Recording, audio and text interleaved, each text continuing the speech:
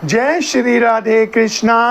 आप सबका हमारे YouTube चैनल जीवन का सही आधार में हार्दिक स्वागत है।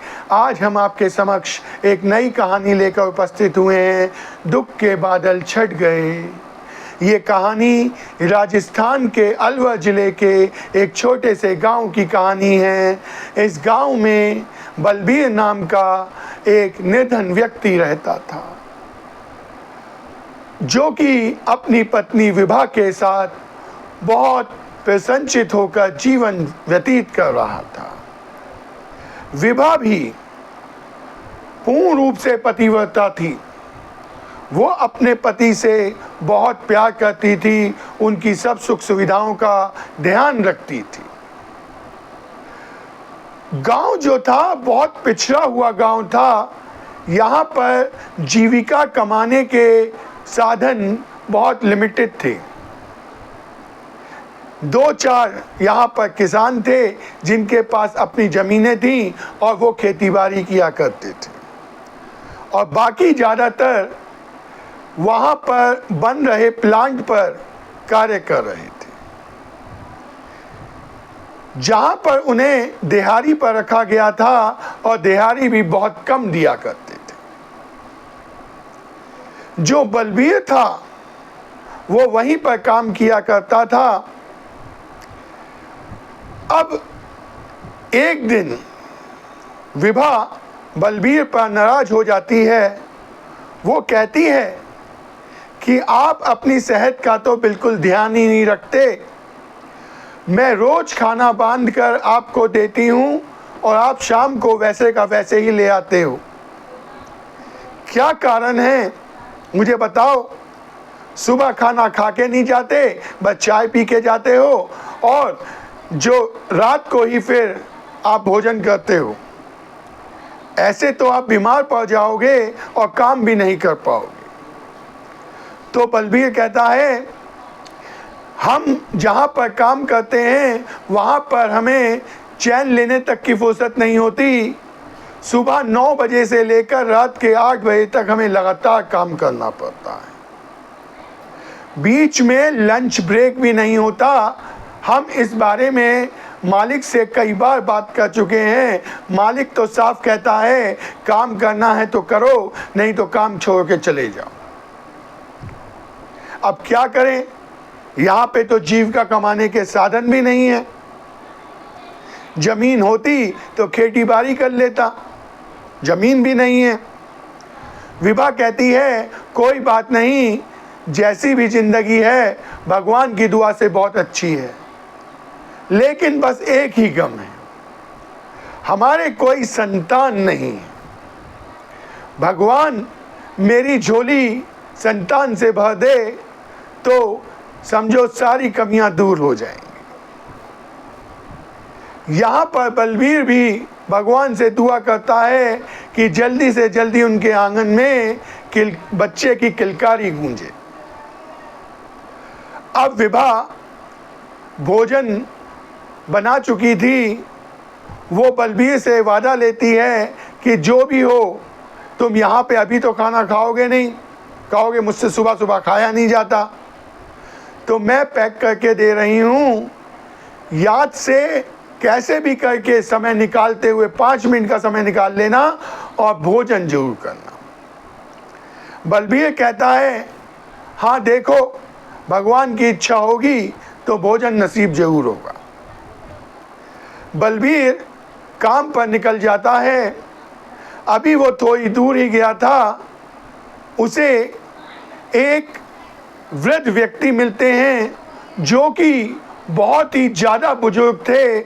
ऐसा लग रहा था कि उनकी आयु 100 साल से भी ऊपर है। वो बलबीर को आवाज़ लगाते हैं और कहते हैं, बेटा, मैं कई दिनों से भूखा हूँ और काफ़ी कमज़ोर हो गया हूँ, मुझे कृपया भोजन करवा दो, और मेरी सांसें नहीं तो थम रही, मुझे बहुत भूख लगी है बेटा, मुझे भोजन करवा दो।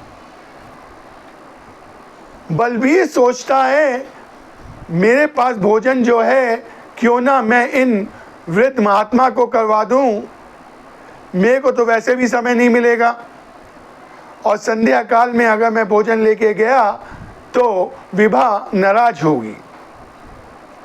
तो वो क्या करते हैं कि साधु महात्मा यानी वो वृद्ध व्यक्ति जो बैठे थे उन्हें वो अपना भोजन दे देते हैं और कहते हैं महात्मा जी आप ये भोजन खा लीजिए। महात्मा जी जो वृद्ध व्यक्ति थे वो बहुत ही जल्दी ही भोजन जो है खा लेते हैं। अब पास में ही नल था, वो अपना लंच बॉक्स जो था जिसमें भोजन वो लेके जाता था वो धोकर पानी लाकर उन महात्मा को देता है और वो पानी पीते हैं और कहते हैं कि बेटा मेरी आत्मा तृप्त हो गई, काफ़ी दिनों बाद भोजन किया है, आज अच्छा लग रहा है। बेटा तुम बहुत नेक इंसान हो, तुमने अपने हिस्से का भोजन भी मुझे दे दिया, अब तुम क्या खाओगे? वो कहता है महात्मा जी आपने भोजन किया तो समझ लो मैंने भोजन कर लिया, मुझे बहुत ही आनंद मिल रहा है। महात्मा जी कहते हैं कि भगवान तुम्हारी सारी इच्छाएं पूरी करें। वो कहता है मेरी तो बस एक ही इच्छा है महात्मा जी कि जल्दी से मेरे यहाँ पर संतान का सुख मिल जाए। हमारी शादी को 15 साल हो चुके हैं लेकिन अभी तक संतान का सुख नहीं मिला है। महात्मा जी कहते हैं कि भगवान तुम्हारी अवश्य ही सुनेंगे और शीघ्र ही तुम्हें ये शुभ समाचार मिलेगा। वो महात्मा जी का आशीर्वाद लेता है और अपने काम पर निकल जाता है। महात्मा जी का कहा हुआ सत्य होता है। अभी 1 या 1.5 महीना ही होता है कि विभा बलबीर को ये सुखद समाचार देती है कि वो माँ बनने वाली है। बलबीर और विभा बहुत खुश होते हैं। अब बलबीर अपनी पत्नी का बहुत ख्याल रखता था, उसे कोई भारी सामान नहीं उठाने देता था और ज़्यादा से ज़्यादा सुबह ही सारे काम करके निकल जाता था। 9 महीने उपरांत विभा के जुड़वा संतान हुई, बड़ी लड़की हुई और छोटा लड़का। विभा और बलबीर ने उनका नाम, लड़की का नाम शांति और लड़के का नाम अशोक रखा। जो शांति थी और अशोक था, दोनों बहुत अच्छे संतान साबित हो रहे थे और वो जो है उनका लालन पालन भी दोनों जो है बहुत अच्छी तरह से कर रहे थे। एक समय विभा की तबीयत खराब हो गई और वो इतनी बीमार पड़ गई कि उसने बिस्तर पकड़ लिया। अब बलबीर विभा का बहुत ध्यान रखता था, लेकिन विभा की जो तबीयत थी वो सही होने का नाम नहीं ले रही थी, उसका स्वास्थ्य बिगड़ता ही जा रहा था। एक रात को विभा की सांस उखड़ने लगी और उसने बलबीर से कहा कि मुझे लगता है कि मेरा अंतिम समय आ गया है, तुम मुझसे वादा करो कि तुम हमारी दोनों संतानों का बहुत ख्याल रखोगे, उनको अच्छी परवरिश दोगे। मुझे पता है कि तुम बहुत नेक इंसान हो और एक अच्छे पिता भी साबित होगे। बलबीर कहता है कि विभा तुम ऐसी बात मत करो, तुम मुझे छोड़कर मत जाओ, मैं तुम्हारे बिना नहीं जी सकता, मैं भी मर जाऊंगा। मैं दोनों पुत्र पुत्री का लालन पालन कैसे करूंगा? विभा कहती है, ये तो कटु सत्य है। जो मृत्यु लोक में आया है उसे एक दिन तो जाना है। अब मुझे जाने की अनुमति दो। और विभा की सांसें रुक जाती हैं, थम जाती हैं और वो ये शरीर त्याग कर पंच तत्व में विलीन हो जाती है। बलबीर को हमेशा अब एक ही चिंता सताए रहती थी कि वो अपनी दोनों संतानों का लालन पालन कैसे करे, क्योंकि उसे काम पर भी जाना था। उसके घर के पास में ही एक विधवा महिला रहती थी जो बलबीर को अपना छोटा भाई मानती थी और विभा और बलबीर से बहुत प्यार करती थी। वो विधवा महिला उसके ना तो कोई आगे था ना कोई पीछे, क्योंकि शादी के कुछ दिन बाद ही उसका पति जो है वो मर चुका था। अब वो विधवा महिला बलबीर के घर आती है और बलबीर से कहती है कि आप जो है कोई चिंता ना करें भाई, तुम मेरे छोटे भाई हो और मैं तुमसे वादा करती हूँ कि शांति और अशोक का ध्यान अपने बच्चों की तरह रखूंगी। तुम कल से काम पर जा सकते हो। तुम सुबह मेरे पास दोनों बच्चों को छोड़ जाया करो और जब रात को आया करो तो उन्हें ले जाया करो। बलबीर भी बच्चों से संबंधित सभी सामान लाकर उस महिला के घर रख देता है। अब उसका डेली रूटीन था कि सुबह काम पे जाने से पहले वो दोनों बच्चों को उस महिला के घर छोड़ जाया करता था और रात्रि में ले आया करता था। बच्चे भी वहाँ पर बहुत खुश रहते थे। वो एक तरह से उस महिला को अपनी माँ की तरह मानते थे।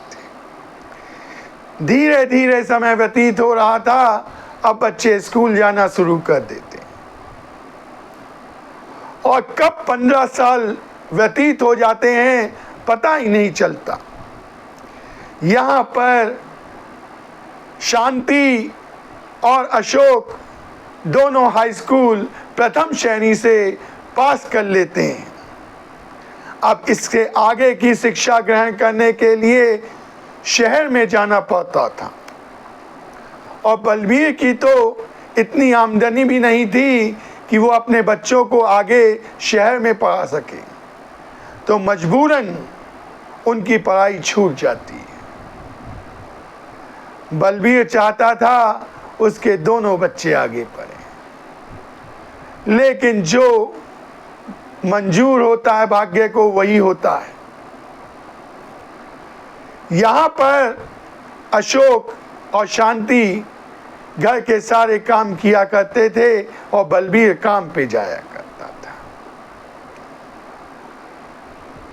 उसी गांव में एक युवा किसान रहता था, मंगलू, जिसकी 5 बीघा जमीन थी और 2 गायें थी। वो खेती बाड़ी करता था और मंगलू की माँ सुबह उठकर गाय का दूध निकालती थी और वहीं पर ही गांव वाले आकर वहाँ से दूध खरीद कर ले जाया करते थे। धन धान्य की कोई कमी नहीं थी। मंगलू जो था वो शांति से मिलता है और उससे मन ही मन प्यार करने लगता है। धीरे धीरे मुलाकातें बढ़ती हैं और शांति भी मंगलू से प्यार करने लगती है। एक दिन मंगलू की माँ को इसके बारे में पता चल जाता है। मंगलू की माँ बहुत लालची महिला थी। वो तो मंगलू का विवाह किसी धनी परिवार में करना चाहती थी, जिससे कि दान दहेज अच्छा मिले।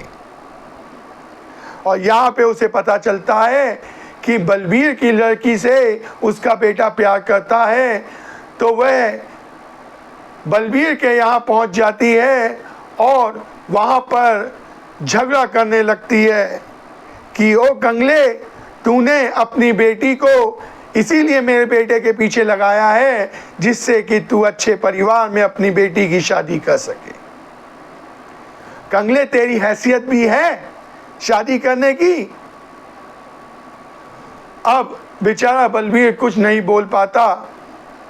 जब मंगलू को अपनी माँ के व्यवहार के बारे में पता चलता है तो वो माँ के पास आता है और विनती करता है, माँ, मैं शांति से बहुत प्यार करता हूँ, मैं उसी से ही विवाह करना चाहता हूँ, कृपया हमें विवाह की अनुमति दे दें।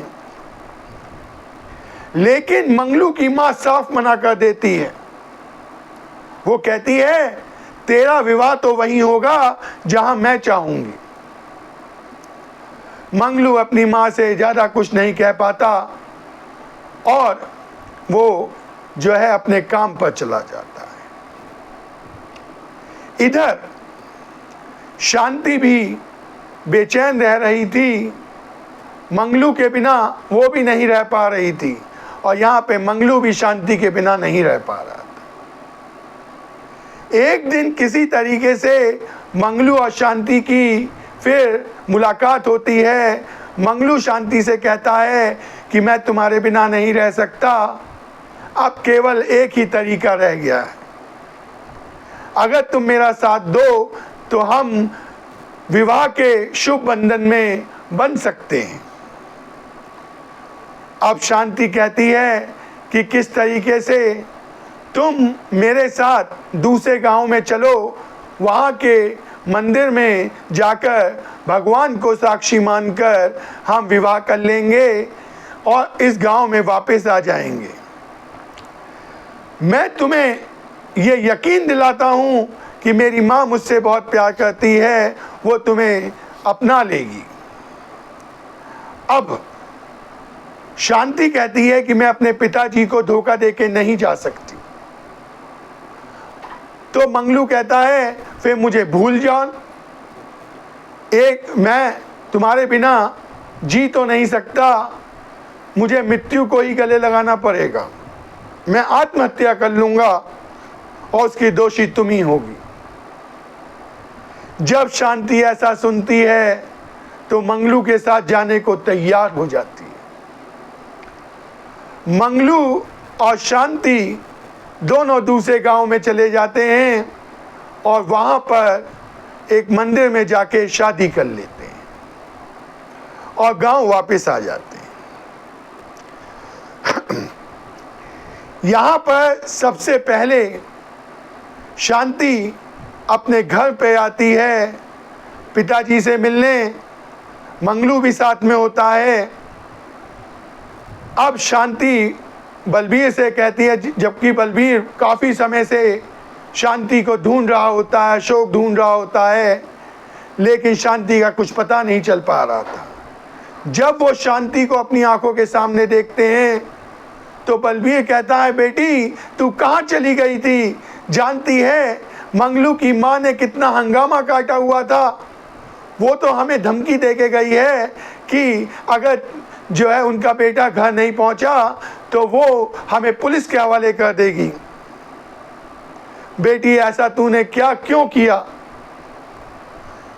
अब मंगलू बलबीर के पैर छूता और कहता है, पिताजी हम दोनों बहुत प्यार करते हैं, इसीलिए हमने शुभ विवाह कर लिया भगवान को साक्षी मानकर और हम विवाह के बंधन में बंध चुके हैं। अब बलबीर ज़्यादा कुछ नहीं कह पाता और चुप हो जाता। शांति कहती है कि पिताजी क्या आप हमें आशीर्वाद नहीं दोगे? बलबीर कहता है, अब तो तुमने विवाह कर ही लिया है और मेरा आशीर्वाद तुम दोनों के साथ सदा रहेगा। अब वो मंगलू से कहता है कि बेटा पहले आप अपने माँ के पास जाइए। मंगलू और शांति दोनों मंगलू के घर जाते हैं, जहाँ पर गुस्से में मंगलू की माँ बैठी होती है। वो जब उन दोनों को देखती है तो कहती है, मंगलू तू कहाँ चला गया था? तूने कुछ ऐसा वैसा काम तो नहीं किया? तो मंगलू कहता है, माँ हम दोनों ने शादी कर ली है। अब वो अपना सिर पीटती है और कहती है कि हाय ये तूने क्या कर दिया बेटा? मैं तेरी शादी एक बहुत बड़े घर में करती और दान दहेज में कितना आता। मंगलू कहता है, मुझे कुछ नहीं चाहिए माँ, हमारे पास किस बात की कमी है? अच्छी खासी खेती बाड़ी चल रही है, दो गायें हैं, उनका दूध भी हम बेचते हैं, हमें पैसों की कोई कमी नहीं है माँ, आप क्यों ऐसा सोचती हो? शांति बहुत अच्छी लड़की है, आपको हमेशा खुश रखेगी। मंगलू की माँ कहती है तो कंगले की लड़की, कुछ लेके भी नहीं आई, खाली हाथ आ गई है। वो शांति को ताना देती है, लेकिन अब तो शादी हो चुकी थी, अब वो क्या कर सकती थी? मजबूरन मंगलू की माँ को शांति को स्वीकार करना पड़ता है, लेकिन अपनी खुंदस हमेशा शांति पर निकाला करती थी। रोज सुबह उठते ही ताने देना शुरू, और शांति को एक मिनट भी चैन की सांस लेने नहीं देती थी, कोई ना कोई काम में बिजी रखती थी। अब ये शरीर है, कितना सहन करेगा? एक दिन क्या होता है, शांति की तबीयत खराब हो जाती है और वो सुबह नहीं उठ पाती। अब मंगलू की माँ को तो एक अफसर मिल जाता है।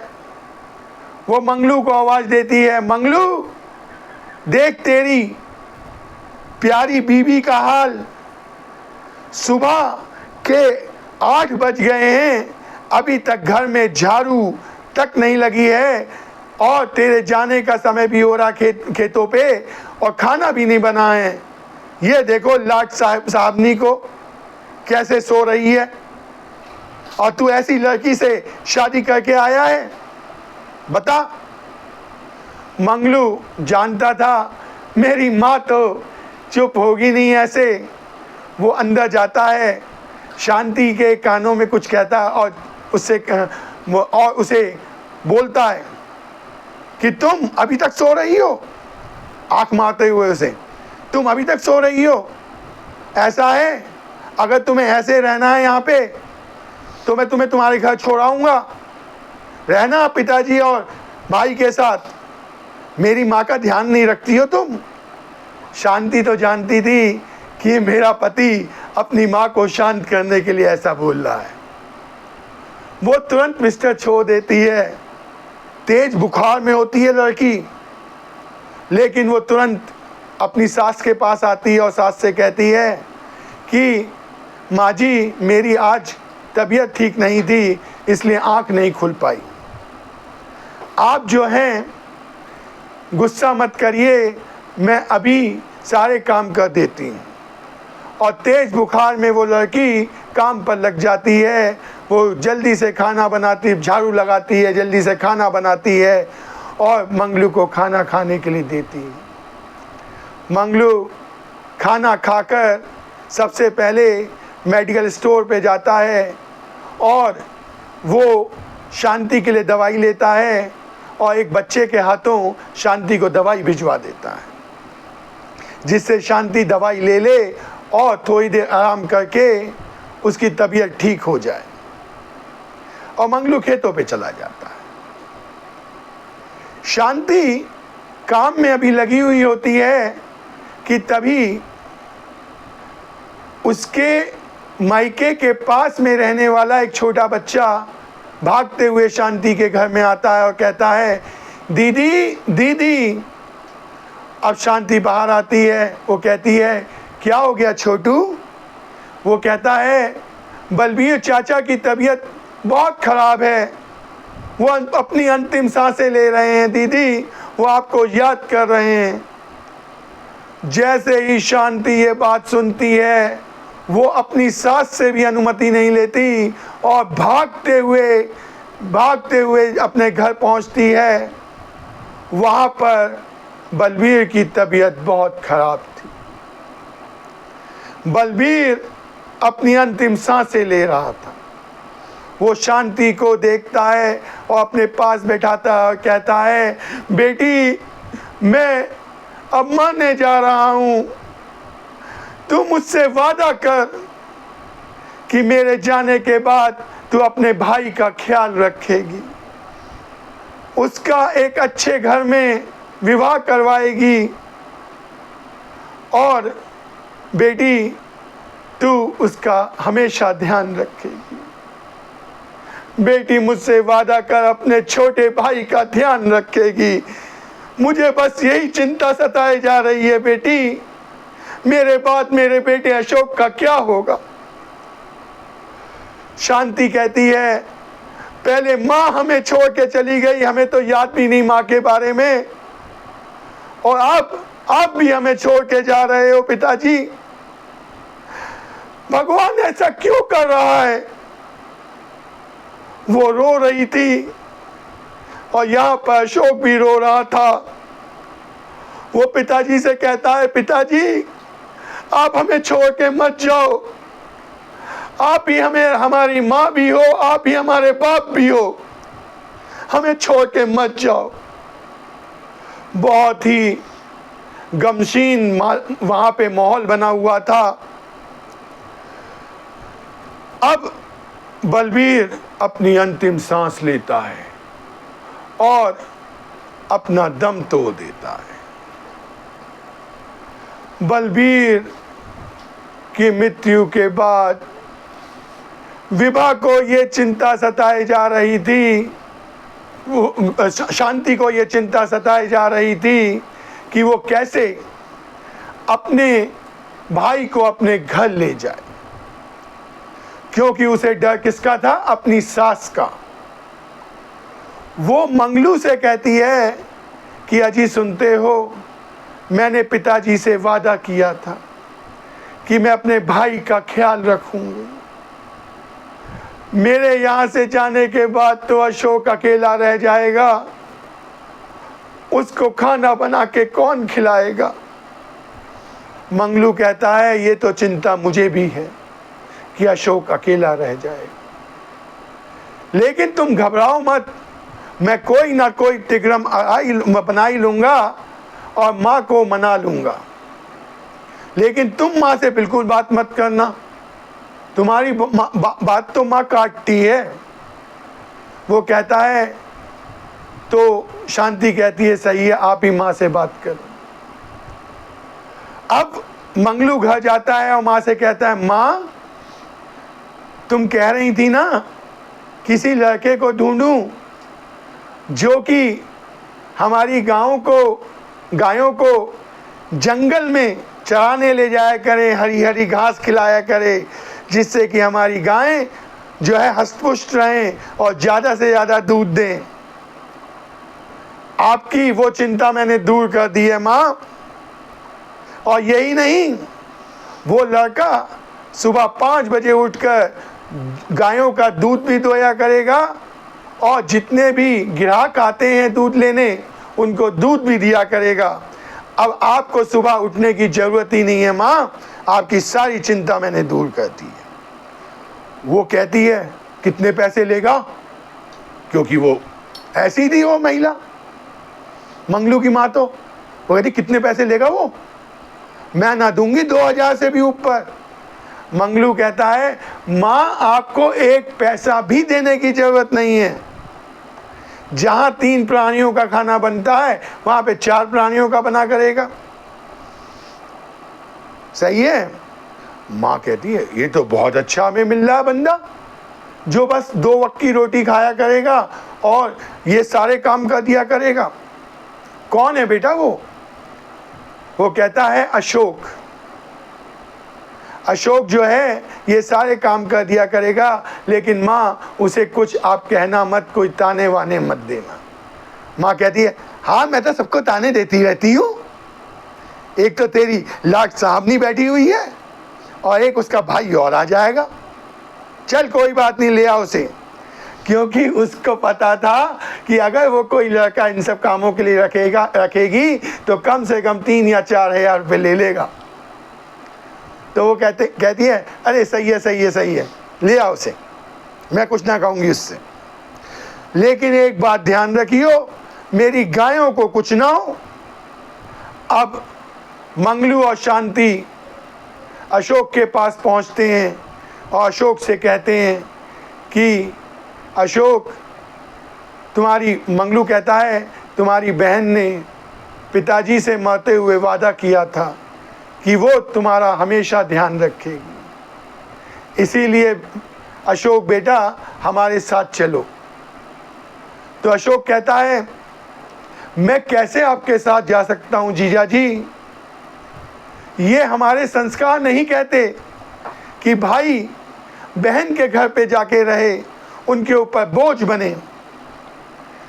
तो मंगलू कहता है कि अशोक मुझे ये जानकर बहुत खुशी हुई कि तुम्हारे ऐसे ख्यालात हैं, लेकिन तुम हमारे ऊपर बोझ क्यों बनोगे?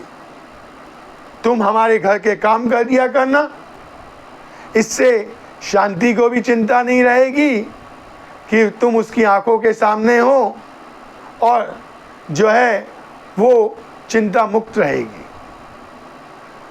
अशोक अपनी बहन की आंखों की तरफ देखता है और बेमन से हाँ कर देता है और शांति और मंगलू के साथ उनके घर आ जाता है।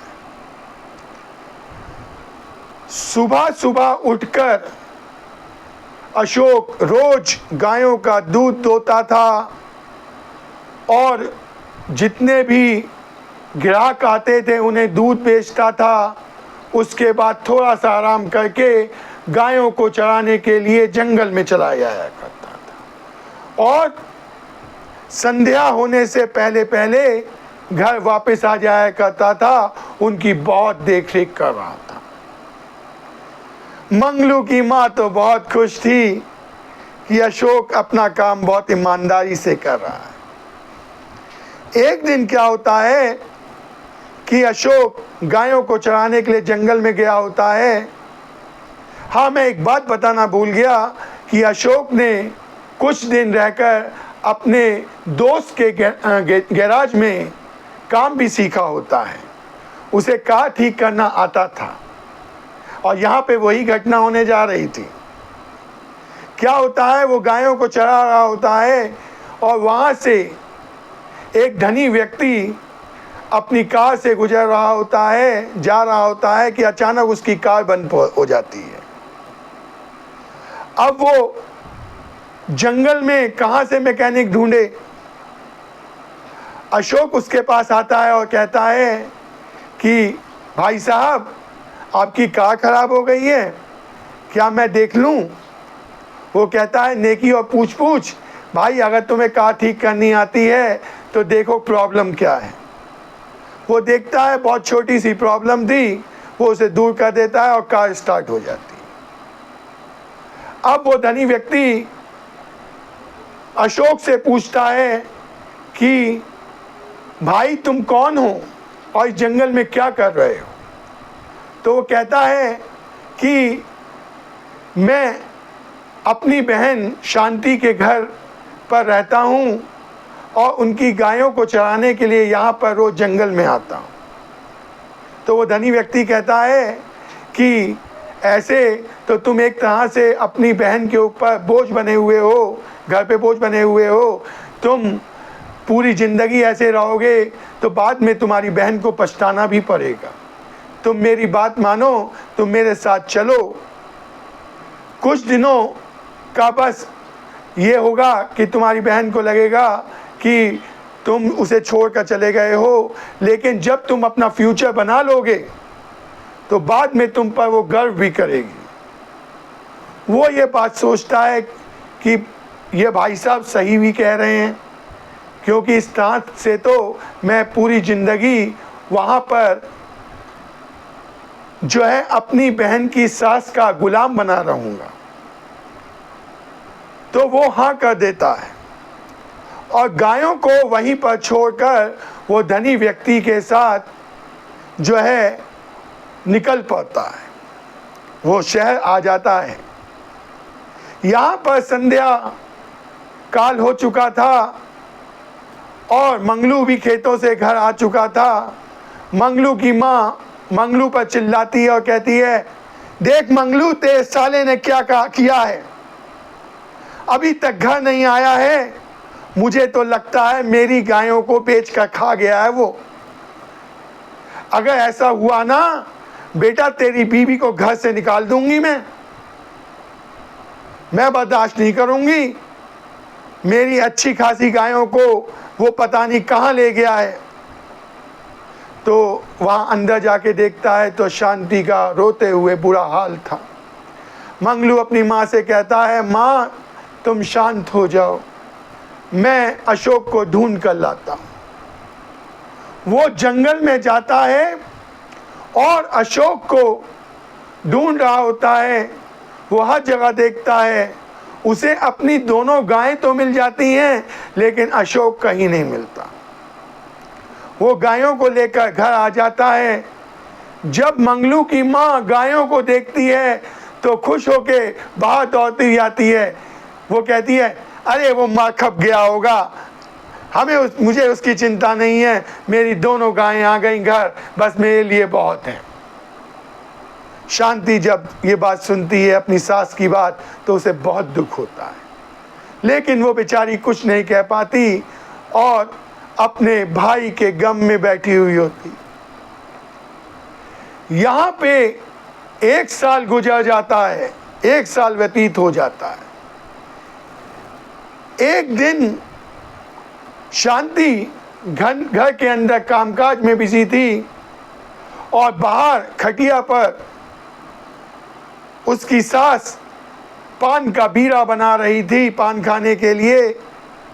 तभी एक बहुत बड़ी कार आकर उनके दरवाजे पर रुकती है और कार का दरवाजा खोलकर एक सेठ बाहर निकलता है। जब मंगलू की माँ उस सेठ को ध्यान से देखती है तो कहती है, अरे अशोक, तू जिंदा है? हम तो सोच रहे थे कि तू मर कब गया है। अशोक कुछ नहीं कहता। वो कहता है, माँ जी बहुत लंबी कहानी है, बाद में आपको समझाऊंगा। मैं आपके लिए कुछ उपहार लाया हूँ, क्योंकि वो जानता था कि वो लालची महिला है। वो ढेर सारे उपहार लेके आया था जो कार की डिक्की में रखे थे। ड्राइवर से वो कहता है वो सारे उपहार निकाल कर जब मंगलू की माँ के सामने वो रखे जाते हैं तो मंगलू की माँ की आंखें फटी की फटी रह जाती। अब अशोक कहता है, मेरी बहन कहाँ है माँ जी, मैं उससे मिलना चाहता हूँ। अब तो मंगलू की माँ की बिल्कुल टोन ही बदल जाती है। वो कहती है, शांति बेटा देख कौन आया है, तेरा भाई तुझसे मिलने आया है बेटा, बाहर निकल जा। जो शांति को कलमुही, अभागन, ऐसे ऐसे शब्द बोला करती थी, अब वो बेटा बोल रही थी, क्योंकि वो समझ गई थी कि अशोक बहुत अमीर आदमी हो चुका है। अब वो उसी के सामने उपहार खोल खोल के देखने लगती है कि उपहारों में क्या है। अब जो है जब शांति बाहर आती है, अपने भाई को देखती है तो उसे गले से लगा लेती है और कहती है कि भाई तू कहाँ चला गया था, तुझे इतना भी ध्यान नहीं रहा कि तेरी बहन का क्या हाल होगा। मैं तो तेरे बिना लाश के समान हो गई थी। तो अशोक कहता है, बहन बहुत लंबी कहानी है, तुम मेरे साथ चलो। वो उसकी सास से अनुमति लेता है और कहता है, मैं कुछ समय के लिए अपनी बहन को अपने साथ ले जाना चाहता हूँ। अब तो उसकी आंखों के सामने, सास की आंखों के सामने इतने सारे उपहार थे, वो तो उसमें ही मग्न थी। वो ले जा बेटा, ले जा, ले जा अपनी बहन को अपने साथ। और वो उन उपहारों को खोल खोल के देख रही थी और खुश हो रही थी कि इतने महंगे महंगे उपहार लेकर आया है। मंगलू अपनी बहन को कार में बिठाता है और उसे अपने साथ शहर लाता है और अपनी कोठी पर लेके जाता है। इतनी बड़ी कोठी देखकर शांति बहुत हैरान थी। अब मंगलू अपनी बहन को बड़े आदर सत्कार के साथ अंदर लेकर आता है, बैठाता है। नौकर चाय पानी लेकर आते हैं। अब शांति अपने भाई से पूछती है कि भाई ये सब क्या, कैसे हुआ? वो बताता है सारी कहानी। तो शांति कहती है, भाई तूने बिल्कुल ठीक ही किया। अगर तू उस समय नहीं जाता उस आदमी के साथ तो तेरा भाग्य नहीं चमकता और पूरी जिंदगी मेरी सास का गुलाम बन के रहना रहता। तूने बहुत सही किया भाई, तूने सही निश्चय लिया था। अब शांति कहती है, मैं भाई केवल और एक इच्छा रखती हूँ, जो मैंने पिताजी को वादा किया था, तेरे लिए बस एक अच्छी सी लड़की देखकर तेरी शादी करना चाहती हूँ। तो अब अशोक कहता है कि बहन मुझे क्षमा करना, जिस अमीर आदमी के साथ मैं आया था और उनके कारोबार में उनका साझेदार बना हुआ था, वो व्यक्ति अपनी छोटी बहन की शादी मेरे साथ कराना चाहते थे और वो लड़की सुचि भी मुझसे प्यार करने लगी थी। अगर मैं उससे शादी नहीं करता उस समय तो वो अपनी जान दे देती। मुझे मजबूरन जल्दबाजी में उससे शादी करनी पड़ी, लेकिन मैं बहुत खुश हूँ। सुचि बहुत अच्छे आचरण वाली लड़की है, व्यवहार वाली लड़की है, हम दोनों बहुत खुश हैं। तो शांति कहती है, क्या मुझे मेरी भाभी से नहीं मिलवाओगे? कितनी खुशियाँ आज के दिन तुम मेरे भैया मुझे दोगे। तुमने तो मेरे सिर का बोझ उतार दिया। वो कहता है कि सुचि अभी बाहर गई हुई है किसी काम से, वो अभी आती ही होगी। थोड़ी देर में सुचि घर आ जाती है। अब जो अशोक है वो सुचि का इंट्रोडक्शन अपनी बहन से कराता है और बहन वो क्या बताता है सुचि को कि ये मेरी बड़ी दीदी हैं और तुम्हारी ननंद है। सुचि उनके पैर छूती और कहती है, दीदी ये आपके बारे में हमेशा बात करते रहते थे, मैं हमेशा कहती थी कि दीदी से कभी मिलवाओ। आज दीदी मैं आपसे मिलकर बहुत प्रसन्नचित हूँ। अब सुचि कहती है कि भाई रात होने वाली है, अब मुझे घर चलना चाहिए। शांति अब कहती है कि अब मुझे घर चलना चाहिए। तो सुचि और अशोक कहते हैं कि बहन आज की रात यहाँ रुक जाओ, हमें तो बहुत सारी बातें करनी हैं। मैं तो चाहता हूँ कि तुम हमेशा के लिए यहाँ आ जाओ और अपनी लालची सास से पीछा छोड़वाओ। वो कहती है शांति कि भाई तुम कैसी बात कर रहे हो?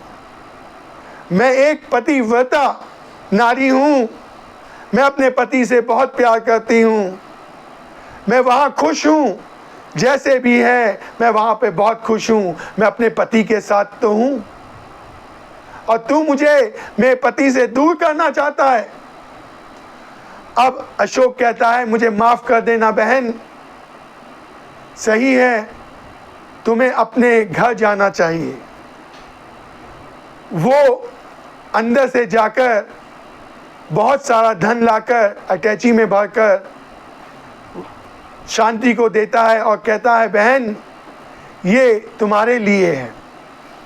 और सुचि भी बहुत सारे आभूषण लाकर जो है अपनी ननंद को देती है। शांति ये सब लेने से मना कर देती है। तो अशोक कहता है बहन ये सब आपके लिए नहीं है, आपकी लालची सास के लिए है, क्योंकि मैं जानता हूँ कि जब वो ये सब देखेगी तो वो आपका ध्यान सही से रखेगी। और मैं आपसे वादा करता हूँ सभी त्योहारों पर आपको सभी रीति रिवाज निभाया करूँगा, और मैं चाहता हूँ कि आपकी सास का व्यवहार आपके साथ अच्छा हो जाए। अब शांति, सुचि और अशोक कार में बैठते हैं और वो शांति के घर उसे लेकर आता है। वो नोटों से भरा हुआ, जो अटैची थी नोटों से भरी हुई, वो सास को देता है और सारे आभूषण देता और कहता है माँ जी ये सब आप रखिए, लेकिन मुझसे वादा कीजिए कि आप आज से मेरी बहन को बिल्कुल भी परेशान नहीं करोगी, उनके ऊपर कोई अत्याचार नहीं करोगी और उन्हें रानी की तरह रखोगी, और अपना घर भी आप अच्छा करवा लीजिएगा और नौकर रख लीजिएगा। जब सास इतना धन देखती है और इतने आभूषण देखती है, कहती है हाँ बेटा ये तो मेरी बेटी है, शांति तो मेरी बेटी है बेटा, मैं उसका बहुत ध्यान रखूंगी, आते रहना बेटा। वो कहता है कि हाँ माँ मैं आता रहूँगा, बस मेरी बहन का ध्यान रखना। अब तो उस दिन से उसकी सास का व्यवहार ही बदल गया था। अब तो शांति को अपनी पलकों पर रखती थी, क्योंकि वो जानती थी कि अशोक जब भी आता है बहुत सारे उपहार लेकर आता है। वो जानती थी कि अगर मैं रिश्ता ढूंढती भी मंगलू का तो इतना अच्छा रिश्ता मुझे कहीं नहीं मिलता।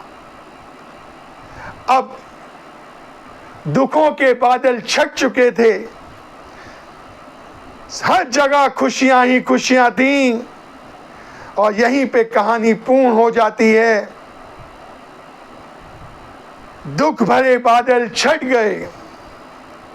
अगर आपको ये कहानी अच्छी लगी हो तो चैनल को सब्सक्राइब कीजिएगा, वीडियो को लाइक कीजिएगा और ज़्यादा से ज़्यादा शेयर कीजिएगा। बोलो जय श्री कृष्णा, जय श्री राधे कृष्णा।